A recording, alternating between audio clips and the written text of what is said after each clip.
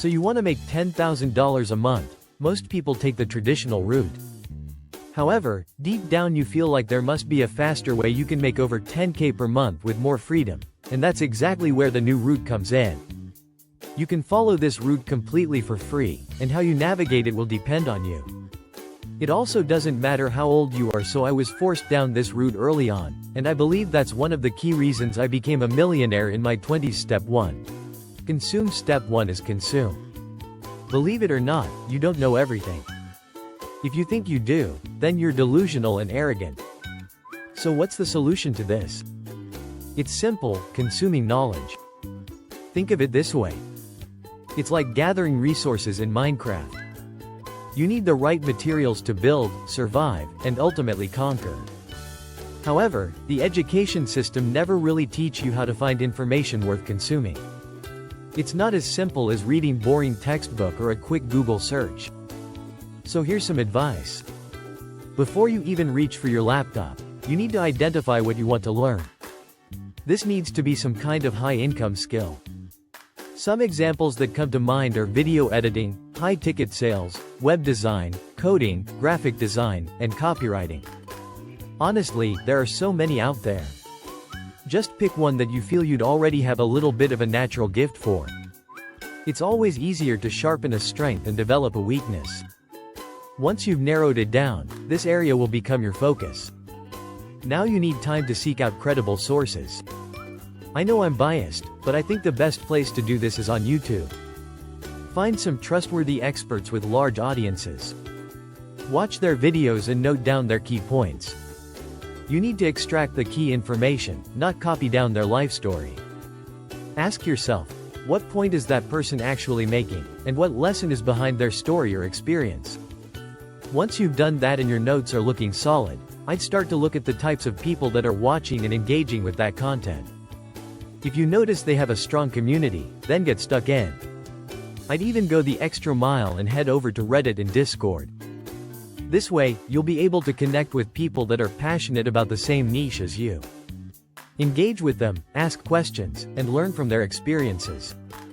I guarantee you, joining these types of groups will give you a proper insight into the real struggles that people are facing, which is far more valuable than watching only the creators' videos.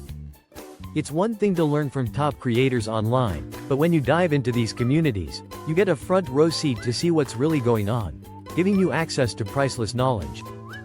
Trust me, this will come in very handy later on. A word of warning, though, it can be very easy to fall into the trap of only watching one person or even just watching YouTube videos. If you want to get the most from this, then you need to be consuming from a variety of different people and mediums. In other words, you really shouldn't be shying away from books. I'm a huge fan of books. They're like a shortcut to someone's entire life experience, but I'm dyslexic, so plowing through a whole book can be a real pain sometimes. That's why I'm all about these short-form guides. For me, short-form is the go-to for diving deep into books like The Intelligent Investor and gaining in-depth insights. They're the best summary service out there, and let me learn from 5 books in the time it takes to read one. I'll drop a link in the description that you can use to try it for free and get 20% off. Step 2. Apply. Step 2 is apply. If you want to get rich, then you have to apply the things you consume. This is super important, as you need to get out there in the real world and test what you've learned. The best way to do this is to consume, then apply, consume some more, and then apply again. It's a cycle that only stops when you want to stop progressing. Let's say you've decided to consume content on coding. Now is the time to make your first simple app. It sounds daunting, and at first you're probably gonna suck, but that's okay. You've got to give yourself permission to fail. Mark Zuckerberg didn't create Facebook for his first project. J.K. Rowling got rejected 12 times before she published Harry Potter. And Beyoncé made hundreds of songs before her first smash hit. In the words of Mark Zuckerberg himself, the greatest successes come from having the freedom to fail. As soon as you feel confident enough, start charging for your skills. If you edit videos, then take on a few lower-paying clients at first and work your way up. Just think, All you need to do is get 5 clients paying $2,000 a month or 10 clients paying $1,000 a month for your video editing services, and you've already hit the 10K per month target. The better you get, the more you'll be able to charge and the easier it will be to make more and more money. However, this is a game of diminishing returns, meaning the hours you put in learning the skill at the start will have more impact on your income than the hours later down the line. It's like when you first start to work out of the gym, you get newbie gains. It's best to consume and apply until you get to the point where you aren't noticing an increase in the amount you're able to charge for your services. This is how you know you've reached pretty much expert status. During this time, make sure to keep note of all the challenges you face and problems you overcome. These will become stories you can draw on heavily in the future.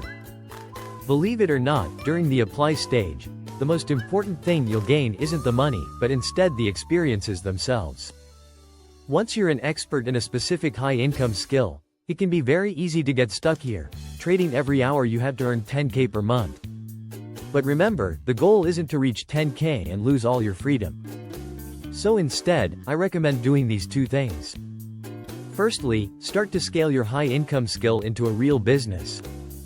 I know you might be thinking, it's already a business, but if you have to be working to generate income, then the truth is, you just have a high-paying job. So how can you scale a high-income skill into a proper business? Well, I know a guy that started editing shorts for YouTubers. He was working every hour under the sun. However, one day he just got fed up with working all the time and not having the freedom to take vacations, so he started to note down all the steps he would take to make the shorts, from the way he selected the clips to the font he used and the time of day he posted at the social media. He didn't know it at the time, but he was creating a system. He realized that he wasn't gonna be able to find someone to do all the tasks like him. However, he could split the tasks into separate jobs, such as timestamper, text editor, and poster. This way he could find far less skilled people to fill in the roles for him so he could focus on the quality control and take on more clients. You can do this with any high-income skill. The system will also become super useful for the next thing I highly recommend doing, teaching others your high-income skill. That brings me on to step 3, educate. Step 3. Educate. Most of the young millionaires that have gained success recently have made their fortunes teaching others. I'm talking Ayman Gaji, Ali Abdaal, Graham Stephan, the list goes on. The education industry is booming, and I believe everyone making decent money from some kind of high-income skill should also have an education business. I mean, just imagine you created a course that you sold for $100. All you'd have to do is sell that course 100 times in a month and you'd hit that 10K per month.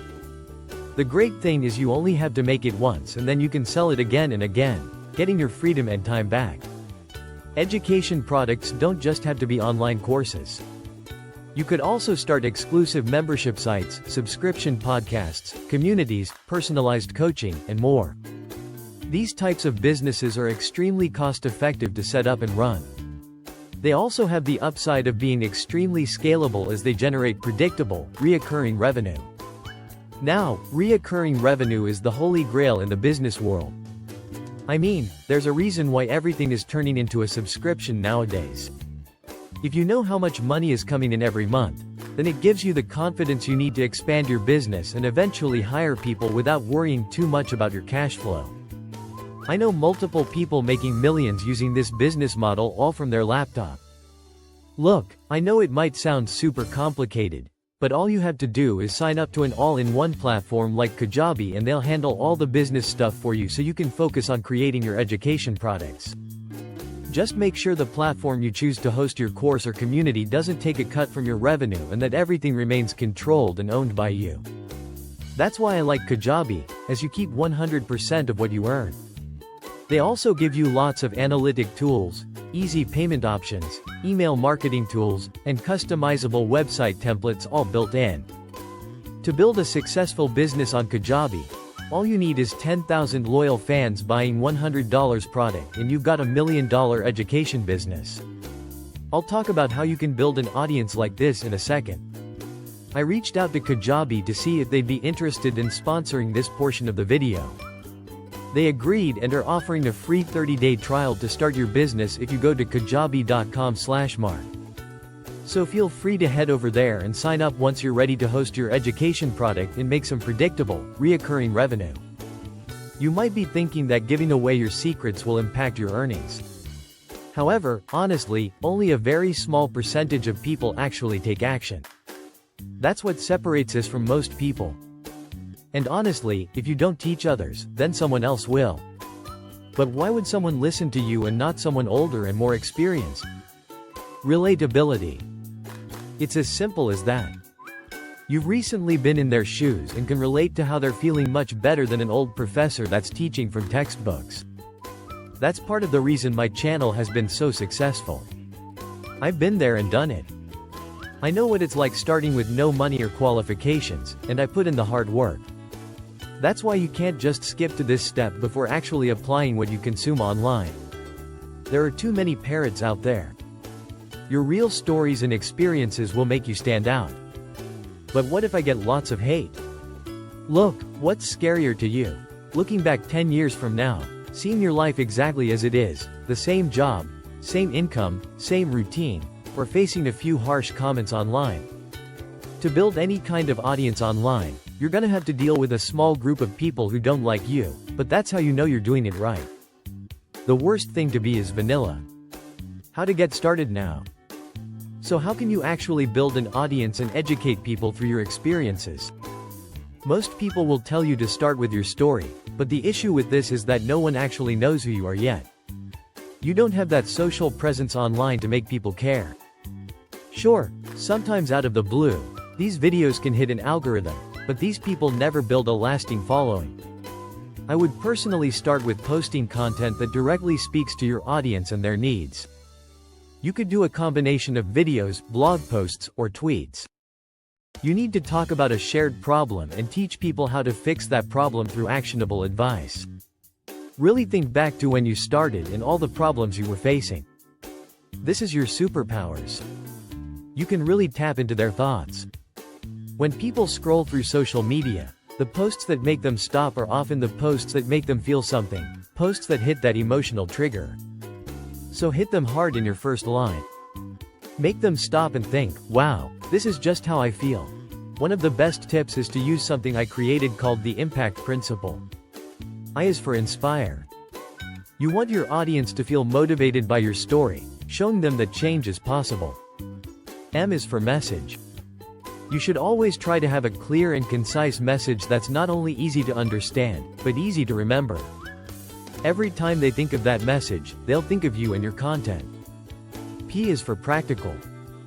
You should always be providing actionable steps that they can take immediately to improve their situation.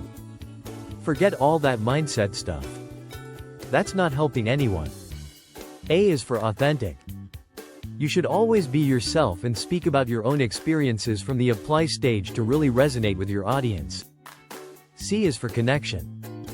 You need to build a really strong connection with your audience by addressing their needs and concerns. So reply to comments. And within C is another C, really, conversation. You need to be creating a conversation to help build a strong, you guessed it, community, all the C's. There's so many. Lastly, we have T, which is for timing. I know what you're thinking, finding the best time to post using stats. No, that's not what I'm about to say. For timings, it's more about releasing your content at the right time to maximize its relevance and impact. So jump on trends and follow the news so you stay relevant. It's all about catching and riding the waves, which will shed light on your other content. If you aren't comfortable sitting down in front of a camera and talking, that isn't the only strategy that works. Look at people like Steven Bartlett. He failed at vlogging for many years and then he started his podcast, Diary of a CEO. He now gets the experts on and draws out their insights for his audience. There is no right way to go about it. It's just trial and error, until you find what works for you. So don't be afraid to try a few different approaches. So are you gonna keep going down the traditional route, or are you gonna hop onto the new route and start making over a 10K a month? I'll leave that down to you. If you want to know the 7 things to avoid if you want to get rich, then I'll leave that video right up there, but don't click on it just yet. Make sure to subscribe if you want to grow your wealth. Okay, I'll see you over there.